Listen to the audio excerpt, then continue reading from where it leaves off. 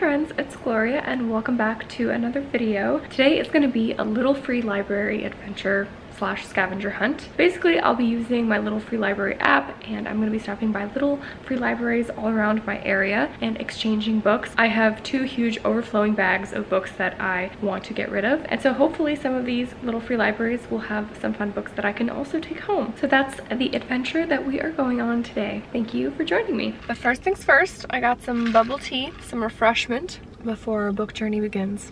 Here we go.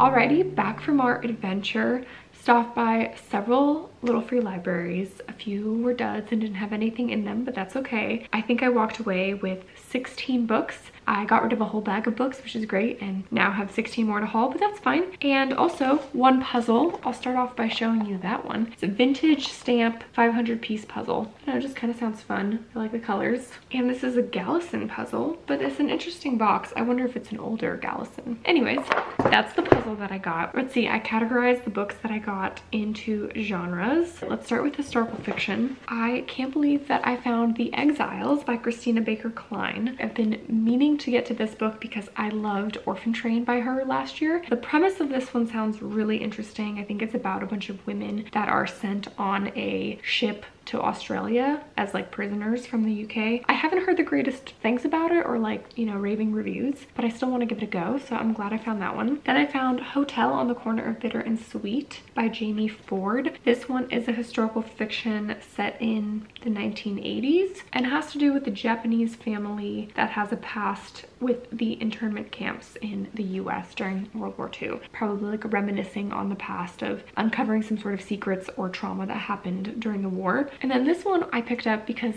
I couldn't pass up picking up a wrapped book. I'm very curious. So it says genre is fiction. It's technically not historical fiction, but the clues are Vietnam, womanhood, and communism. I don't know, but let's open it up together because I've not really ever had like a blind date with the book before. And you know, worst case scenario, if it just doesn't sound like my kind of book, I'll maybe rewrap it and put it into another little free library for someone else to discover. This is wrapped really intensely.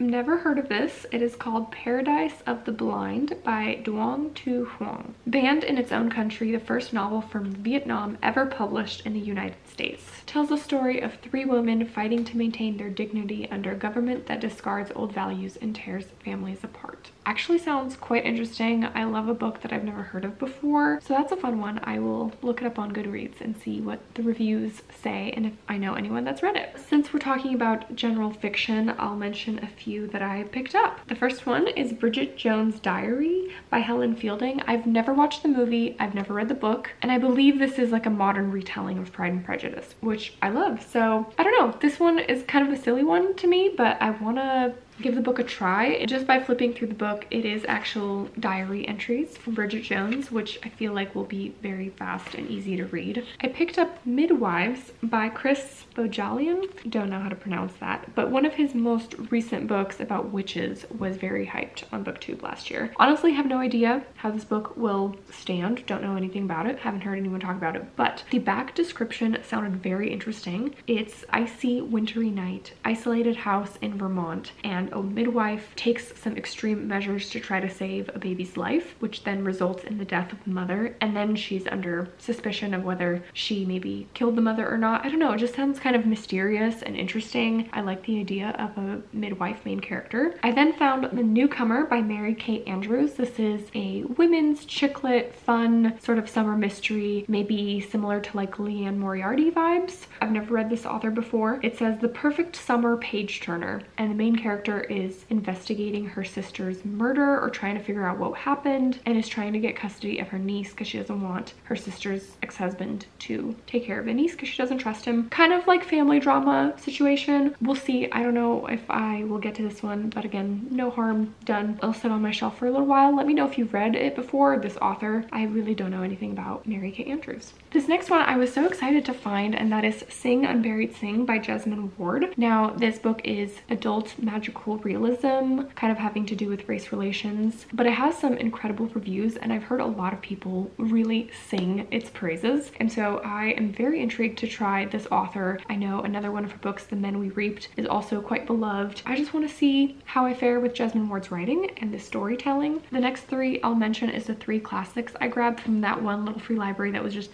filled with old classic books, which is kind of fun. The first one is I Know Why the Caged Bird Sings by Maya Angelou. I've been meaning to read this one for a while. I remember trying the audiobook and I had a hard time with Maya Angelou's narration. Her dialect and dialogue I just couldn't understand, and so I've been wanting to read this book physically, but I've heard nothing but fantastic things about this book, so very interested to try it. I picked up a George Orwell 1984. I think this classic cover is really fun. I've not read this one. It's one of those books that, you know, should have read in high school kind of thing and never got to it. We'll see when I get to it, but I do want to give it a go. And I also picked up Of Mice and Men and Cannery Row by Steinbeck. I definitely remember reading Of Mice and Men and doing a project on it in high school, so I have read it once before, but I kind of like this little vintage pocket-sized book, and so I wanted to snag that one. I then found 3 nonfiction books. The first one is The Soul of All Living Creatures, What Animals Can Teach Us About Being Human by Vint Berga. Now, I love a good animal-human story. I mentioned in several videos that Penguin the Magpie is one of my favorite books that I've read this year. I'm not even that much of an animal lover. Like, I didn't really grow up with pets inside the house. You know, it's like quite a miracle that I own a cat right now because I never thought that I would. But I do love reading about stories of humans connecting with animals and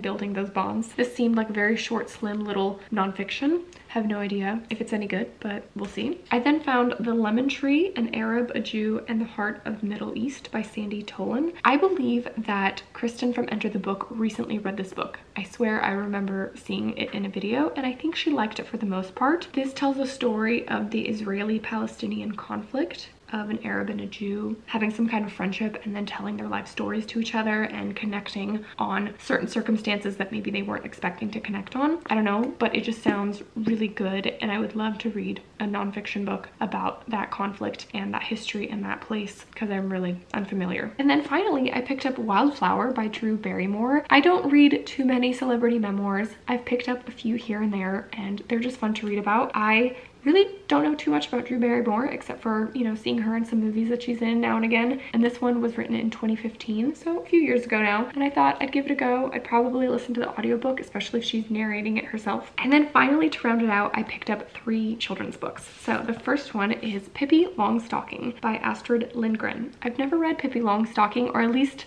from what I can remember.